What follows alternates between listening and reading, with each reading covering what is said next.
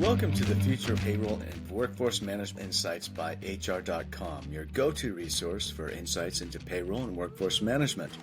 From navigating compliance and technology trends to exploring the latest in global payroll solutions, we're here to keep you ahead of the curve. Join us as we dive into the forces reshaping payroll and share practical strategies to optimize your workforce management. Let's get started. Well, hello everyone, and welcome to the latest episode of Future of Payroll and Workforce Management, a podcast here at HR.com, where I am executive community leader for Future of Payroll. I host this podcast. I do all sorts of other things. Sometimes I forget everything that I do around here. It's a lot of stuff.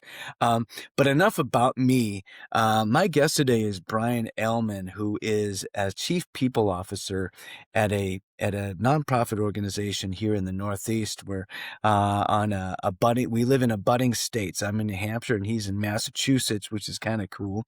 And we can actually get to each other's place through the back roads, which is also kind of cool. We learned that in the green room. Welcome, Brayan. Thank you so much for having me. Oh, yeah, absolutely. Absolutely. Thank you for joining us today. And we are going to talk today about the multi-generational workforce and modern benefits and payroll strategies that help with that from the perspective of chief payroll officer, chief people officer, chief people officer. I've been talking about chief payroll officer so much on the podcast, so forgive me. But first, as I like to ask all my guests, what gets you going in the morning? Like what got you into the world of work, and what's your passion in this space? Yeah, so I have been in HR for over 16 years. I actually started my HR career in the United States Army. Uh, in After the military, I worked in the nonprofit, profit healthcare sectors. Right, it's one of those things that I always notice. I love people, I love data, and I love helping organizations to scale to the next level, right?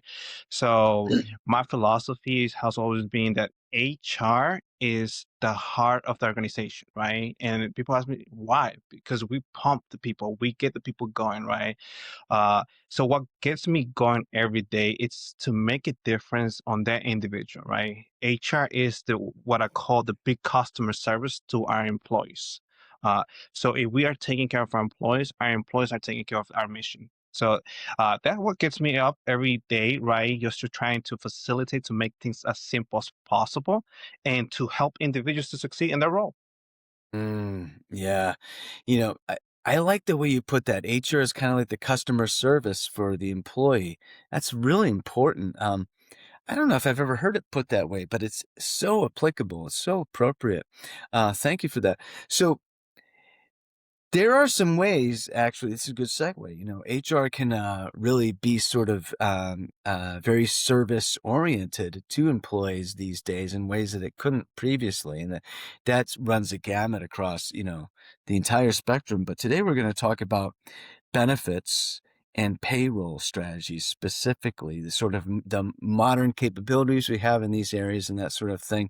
So let me kind of set the table, set the stage here, and we can get into it. So, um, I read somewhere that this was the first time in history since the dawn of the industrial age, anyway, that we have so many different generations in the workforce. We have boomers, Gen X, millennials, Gen Z, and now we have Gen Alpha. It's coming right up Yes. through the. And even maybe some of the I think it's the greatest generation or the silent generation is the ones predating the boomers. Still, some of them even in the workforce.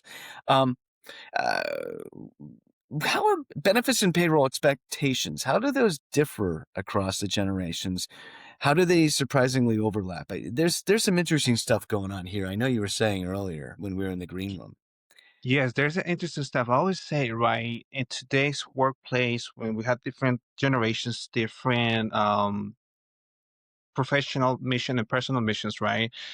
Is how can we engage and support all generations? Each generation demands different wellness, different health aspects, right? We talk about your Gen X, your baby boomers, right? Now what Gen X are looking for is that they really want more of a practical. They want flexibility. They want PTO, as well affordable coverage for families, and tools that managing the work and life easier. Now, baby boomers, they want a stability. They want a strong medical coverage, predictable schedules, and what's most important, solid retirement benefits. And those are the values that baby boomers and Gen X. Right now, we talk about my generation, millennials. I always say millennials are, we are the glue of generations, right? Because we glue baby boomers, Gen X, and as well your Gen Zs and upcoming generation, Gen Alpha, right? Well, Gen Z, millennials are looking for wellness in today's workforce, mental health help, right?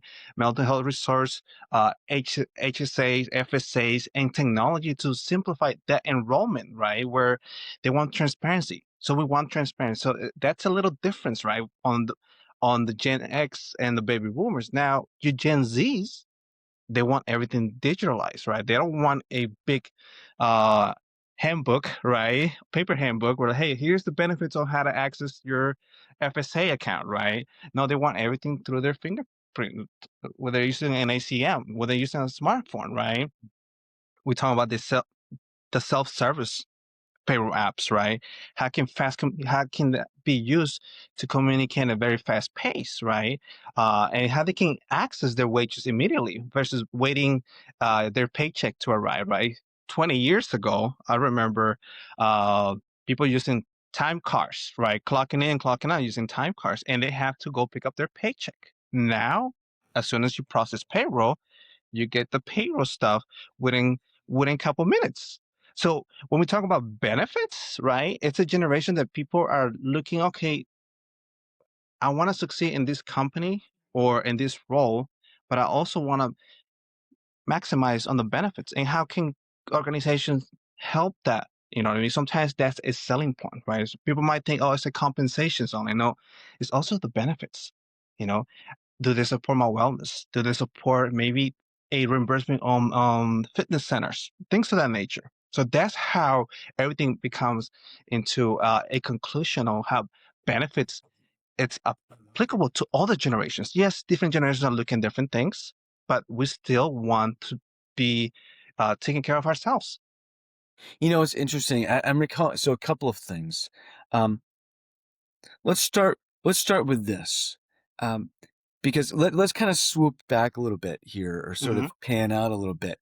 What is it like as a chief people officer thinking about payroll and benefits administration, some of the more the minutia or the sort of the granular detail of the management of the employment of people. Like, how does that work? Well, from a chief people officer or an HR, right? Sometimes you different depending on the organization, you might have payroll in a different department, whether finance or it's on the HR, right? But from a leader standpoint, you have to know the fundamentals of how payroll works, right? You don't have to have the details on tax, break things down, anything like. But you have to have the fundamentals because you, as a leader, you will help to uh, develop and create benefits that's going to help the overall of any employees, right? So it's important for a chief people officer to understand the fundamentals, but not the nitty gritty, right? When you have to go through the back end. So it's more of understanding how things are changing and how can having that information, you can, advocate for the staff because that's your goal, right? From a chief people officer standpoint, your goal is to advocate for the employees, right? Maybe bring other aspects of benefits, right? I think now you start seeing a lot of pet insurance, right? A lot of individuals having their pet insurance. Maybe that's something that a product that people are very interested. So it's understanding uh, the fundamentals of how payroll works and how to collaborate with that department, or Right. Right. if it's in HR. Yeah, because it's important to for credibility as well to show that you have that fundamental knowledge, and at the same time, the chief people officer being, very much the leading the charge when it comes to culture and all that sort of thing, and really being sort of that sort of meta liaison. How's that for a new term? A meta liaison for the employer the employee population, right? It is, right? If you think about it, 40 years ago, HR was known as the personnel file, right? Or what I Yeah, call the principal office, right? You only see HR when you hire someone or when you terminate someone, right? right. Now, HR is more than that. It's more of a, hey, we have the data, whether it's the benefits, right? Whether understanding how payroll is working, how can we make things as simple as possible, right? Or how can you can prompt your staff, hey, you got to submit your time card by the end of this day, right? Things of that nature. So it's becoming more of that big, what I go back to the big customer service, right? Well, the multifunction HR. Yeah, yeah, absolutely. So, and now this is interesting. I want to get to very quickly here, we want to get to earned wage access and some of the Mhm. modern HCM platforms out there, and empathy and all that kind of stuff, which is really important. But I just want to call something out because I remember we were talking earlier when we talked about doing this episode. You pointed out something really interesting, sort of a fundamental sort of observed difference you see between some of the older generations and the younger generations. You said something about when you go to a boomer or even a Gen Xer and say, "Hey, I'd like to have ABC done." There's a different reaction than say when you go to a millennial or certainly a Gen Z to ask them to have something done. Um, uh, do you recall that? If I can give you a bit more prompt here, but I it was really interesting. Yes, no. So it's one of those things, right? The approach that you have with different generations is different, right? Your baby boomers, you give them a task, right, and they will execute without any questions. Your Gen X is very similar. They will, hey, I need you to complete this by X, Y, and Z, right? Your millennials, your Gen Zs, they're gonna be more of a people might see this as more of a challenge, but there's more of a curiosity. You know what I mean? It's honestly they want to know why. What's the purpose behind that, right? And sometimes, right, when you have a leader who's at that older generation, right, your Gen X, right, and is managing a Gen Z, right, they might see that as a why is this individual's questioning things, right? Versus no, this person wants to know more about it, wants to get to know the in and outs, right? So it can help you execute better. So sometimes that misunderstanding of generations, right, or how things has changed in the workplace, right, where you give individuals a task to execute, right, your younger generations are going to ask you the purpose of that task, right? I So it's wonder. finding a purpose. Yeah, yeah. Sorry to interrupt, but this is really interesting. I wonder whether it maybe translates at least a little bit to say understanding your benefits package, right? You Yes. tell you communicate to the workforce that, hey, we have A, B, and C options for your benefits packages. Um, Here you go. And maybe there's a little bit more sort of curiosity as to why it's set up that way versus not. Do you see different types of questions or concerns or lack thereof or more thereof? Yes. Okay. So we look into a wage access and wage access, right? Let's put it this way, or an ACM platforms, right? I have privileged experience a lot of ACMs from Paylocity to Dayforce, right? Some of the younger generation they live paycheck by paycheck, right? And how systems can help that out, right?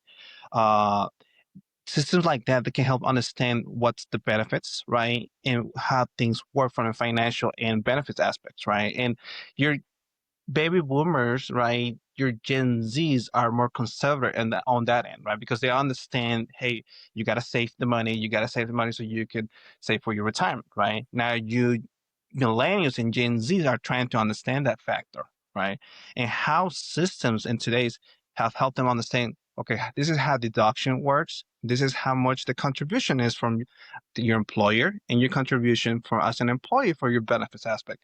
So having that uh transformation, right? It's different, right? Your baby boomers might not tech savvy, right? But they know the importance, right, of having, uh, how much it costs for a medication aspect, or how much my employees contributing to my benefits, health benefits aspect versus a Gen Z is like, okay, I want benefits, but I don't know how to use those benefits, right?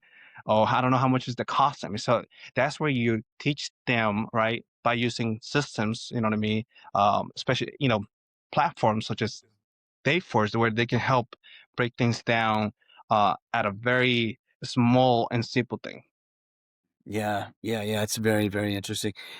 Let's talk a little bit more about financial empathy and retention when it comes to some of these new strategies. Maybe earned wage access, especially. How does this change the game when it comes to being sort of empathetic, practicing empathy as a leader in the world of work and these sorts of things? Well, it's essential to be empathetic, right? It's one of those things that people go through different things, different life. I always say there's always life outside of your workplace, right? I'll give you an example. Many years ago, when Dayforce was coming out with a kind of like a prepayment plan where you can get your check in advance. You don't need to wait those 2 weeks to get paid, right?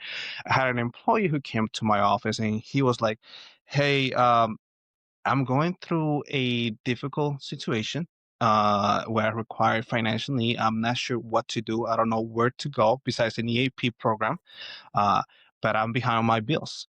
So, because we had established that program, right, where the individual can access their pay 2 weeks in advance before, you know, completed their 2 weeks of work, we were able to facilitate and help the individual, right, by giving that advancement. And the employer recognized and remember, hey, this company is so great. They were able to understand where I was coming from. And they needed, at that time, I needed to pay my bills because either I was going to get a report for my vehicle or I was behind on paying my electricity and things of that nature. So I think it's just understanding that people have life outside of their workplace and help them, right? When it's needed. Yeah, yeah, yeah. I think it's really that is so important is having that being able to do something to not only be in tune with with that employee's need, right? But Yes. also to be able to actually be able to do something about it, which is where sort of these breaking down the compliance walls and the and setting up and sort of advancements in technology and innovation, all these kinds of things that make it possible.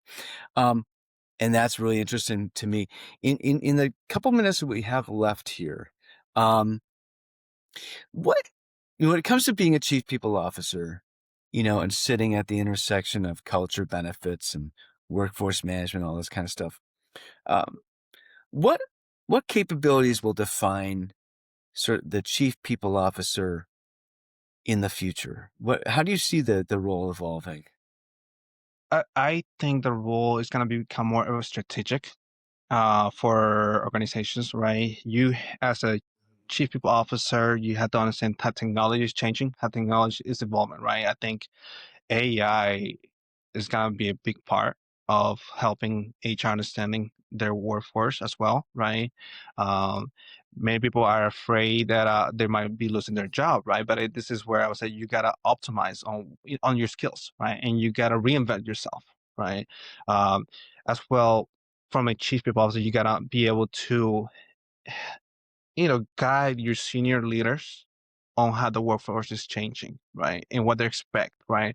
Uh, a lot of the upcoming generations, they're looking for career development. They're looking for mentorship, right? They're looking for, hey, tuition reimbursement, right? Things so the fundamentals, their mental wellness, right?